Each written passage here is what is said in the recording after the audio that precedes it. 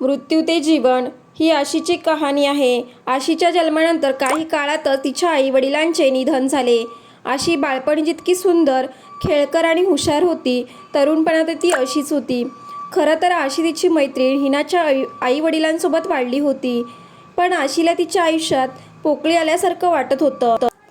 कदाचित आपल्या पालकांकडून किंवा आपल्या मित्रांकडून सहानुभूतीची कमतरता असेल, परंतु वेळ त्यांच्या पंखावर उडत राहिला आणि आता छोटी आशी मोठी होऊ लागली होती.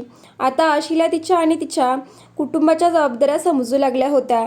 त्यामुळे कॉलेजसोबत तिने नर्सिंग स्कूलमध्येही प्रवेश घेतला. आता तिच्या मनाला वेगळंच काहीतरी हवं होतं. इथे तिला त्याच्या स्वप्नांना साथ देणारा सापडला होता. आर्याने कॉलेजच्या वार्षिक मेजवानीत आर्याने आशीला प्रपोज केले, पण आशी काहीच बोलली नाही. दुसऱ्या दिवशी उत्तराची वाट बघत खिडकीमधून डोकावू लागला. आशी आज हिनाशिवाय कॉलेजला आली. कदाचित आज तिला ती सहानुभूती आणि ते प्रेम सापडले असेल. आर्याला कॅन्टीनमध्ये एकटे पाहून आशीने त्याला कॉफीसाठी बोलावले. आर्याने तिला जाब विचारला. आशी हसली आणि हळूहळू नातं घट्ट होत गेलं. एके दिवशी कॉलेजच्या कॅम्पसाठी हिल स्टेशनला गेलो होतो.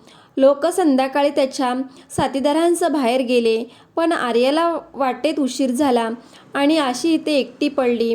तिची मैत्रीण हिनाही तिचा मित्र अर्णवसोबत जेवायला गेली होती. अचानक एक भयानक रात्र आशीच्या छावणीला व्यापू लागली आणि जी भीती वाटत होती तेच घडले. आशी उद्ध्वस्त झाली होती. कॉलेजच्या लोकांनी तिला हॉस्पिटलमध्ये नेले आणि त्या नराधमाचा शोध घेतला, पण सर्व अपयशी ठरले.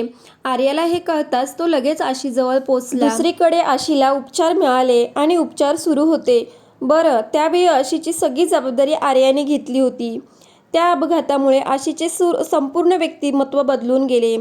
तरीही आर्याने आशीला पुन्हा जगायला शिकवले. आशी कशी तरी जगण्याचा प्रयत्न करू लागली आणि आर्यावर आणखीनच प्रेम करू लागली.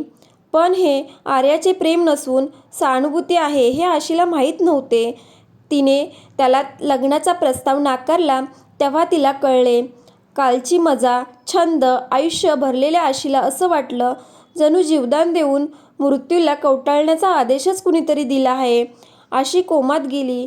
या घटनेनंतर ती कोमातून बाहेर आल्यावर तिचे मन शरीर सोडून गेले होते. आता आशी फक्त निर्जीव शरीरासारखी तिथे पडून आहे. आज या घटनेला 13 वर्षांनंतर हिनाचा पती अर्णव याने हिनाच्या वतीने राष्ट्रपतीकडे आशीच्या मृत्यूची इच्छा पूर्ण करण्याची विनंती केली आहे. त्याचे उत्तर काय असेल हे फक्त वेळच समजेल, पण आम्ही हे उत्तर बरोबर की अयोग्य हे ठरवण्यासाठी आम्ही ते तुमच्यावर सोडतो.